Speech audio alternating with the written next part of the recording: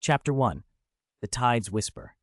Syl Marren was 20 when the tide brought the bones to Skullsreach, a jagged spit of coast where she'd scavenged since childhood.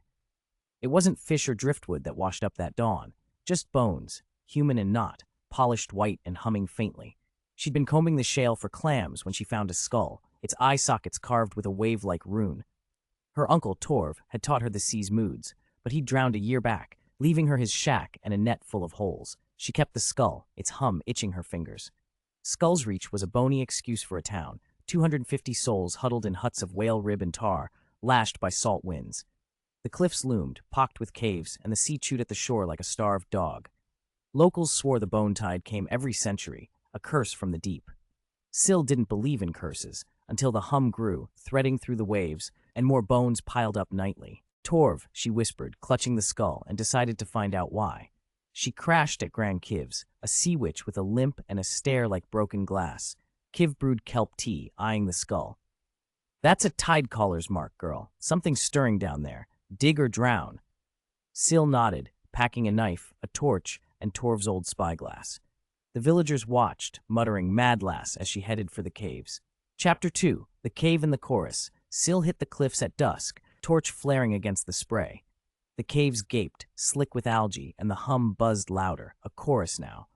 She picked the deepest, boots slipping until she found a chamber, walls studded with bones, femurs and ribs woven like a net. At the center, a tide pool shimmered, its surface swirling with runes.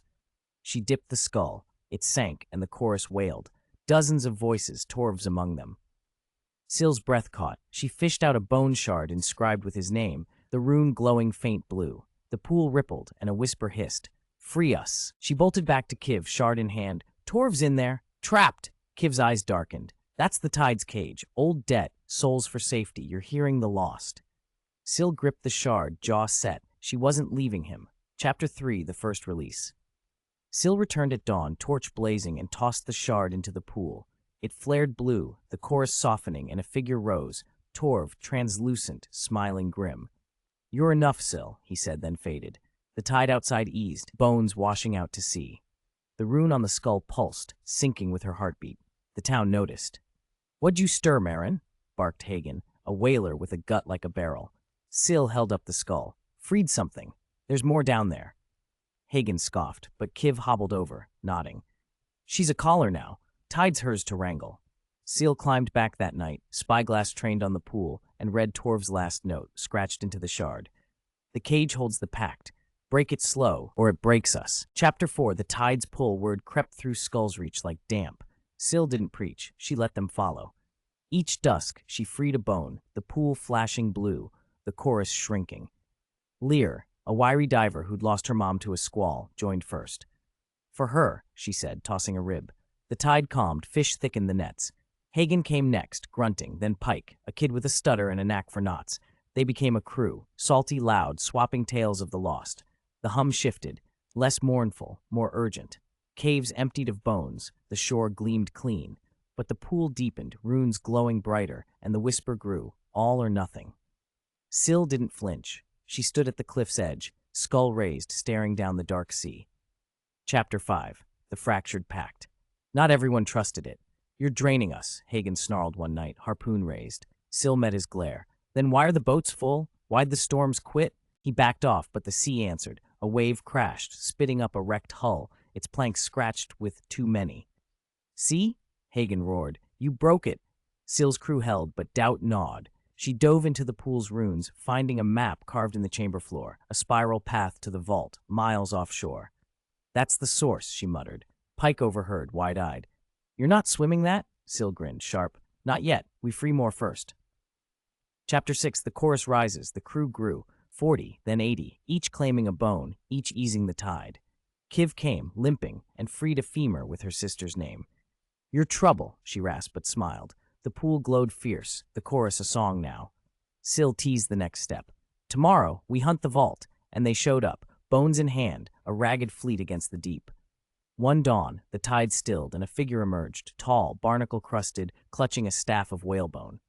"Torv," Syl breathed. He shook his head. "First caller. You're close, Marren. Finish it." He thrust the staff at her, its tip flared blue, then sank back. Syl gripped it, the rune on her skull blazing. The sea churned, bones rising, but the chorus held. Chapter 7. The Vault's Maw. Months passed. The crew hit 150, their bones a tide of their own. Nets burst, the shore thrived, but Syl couldn't shake the map. The vault. She rallied Lear, Pike, Hagen. We end it there, and built a skiff, bones wake, ribs lashed to its frame. At dusk they rowed out, staff glowing, runes pulsing along the hull.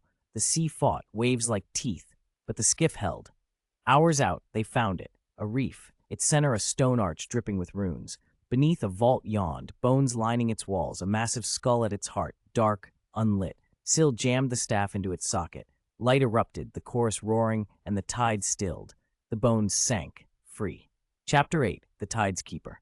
Back in Skullsreach, the caves hushed, the shore gleamed. The crew, now tide callers, passed the staff, each taking a watch. Syl carved her rune into the cliff, staff in hand, and the sea purred. One night, the vault flared, demanding more. She tossed in a fishbone, grinning as it dimmed. Price of keeping, she said, standing tall. Epilogue. The Silent Reach. Years on, Skullsreach stood firm, nets full, cliffs quiet. Syl's tide callers guarded the shore, runes glowing blue. The vault slept, the chorus faded, and Syl stayed, staff humming, not an outsider but a keeper. The sea watched, but she'd tamed its bones, for now